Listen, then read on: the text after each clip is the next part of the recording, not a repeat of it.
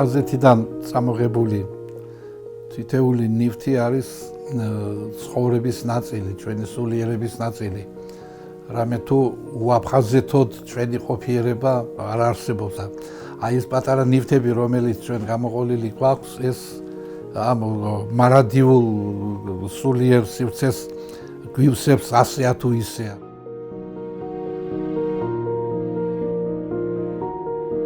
სოხუმიდან 9 წლის შემდეგ ერთმა აფხაზმა უდიდესმა ჩვენმა მეგობარმა გამომიგზავნა ერთადერთი ფოტო, რომელიც მართლა მენაღლებოდა მისი დაკარგვა და ამიხდა ოცნება ეს ფოტო გამომიგზავნა, როგორც იტყვიან, 9 წლის შემდეგ ჩვენი გამოსვლიდან. ერთი პატარა სურათი არის სოხუმის, ანუ იაშტუხის ჩვენი პატარა კუთხის, სადაც ჩვენ ფეხი ავიდგით, სადაც გალობა ვისწავლეთ. 5 ძმა ვიყავით ჩვენ და გაერთიანებული ვიყავით იმ დროს იქ მოღვაწე ანსამბლში, რომელსაც მამა ჩემი ბატონი სერაპიონ ოგუჯავა აფხაზეთის ხელოვნების დამსახურებული მოღვაწე ხელმძღვანელობდა. ამ სურათთან დაკავშირებით მაქონდება კიდე ასეთი რამ.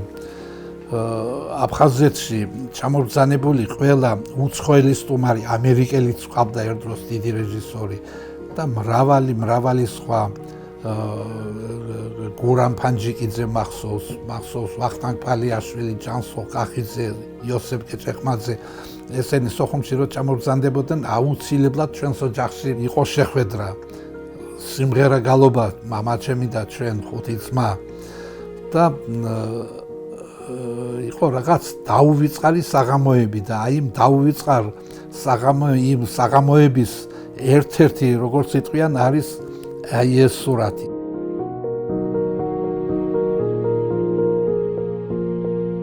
თავარი მე გამომყვა სოხუმიდან აფხაზეთის ქართული სიმღერისა და ცეკვის დღეს უკვე აკადემიური დამსახურებული ანსამბლი. 95 წელს უკვე ერთი წელი იყო, რაც წელიწადნახევარი ჩვენ სოხუმით დავტოვეთ.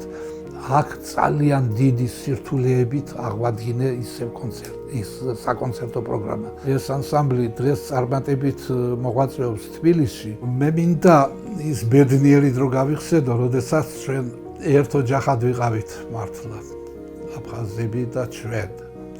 სამეზობლო ჰქონდა, გენიალური სამეზობლო. რამე დიდი სადილი ჩვენს ოჯახში თუ იმართებოდა, ყველა მობრძანდებოდა ჩვენთან და პირიქით ასე. და ვიყავით ერთ ოჯახად. ორი დიდი ეზო ჰქონდა მეზობლებს და საზღვარი არ ჰქონდა. აი ღობით არ ჰქონდა შემოგავებული. ჩვენ საოჯახო ანსამბლი გვყავდა.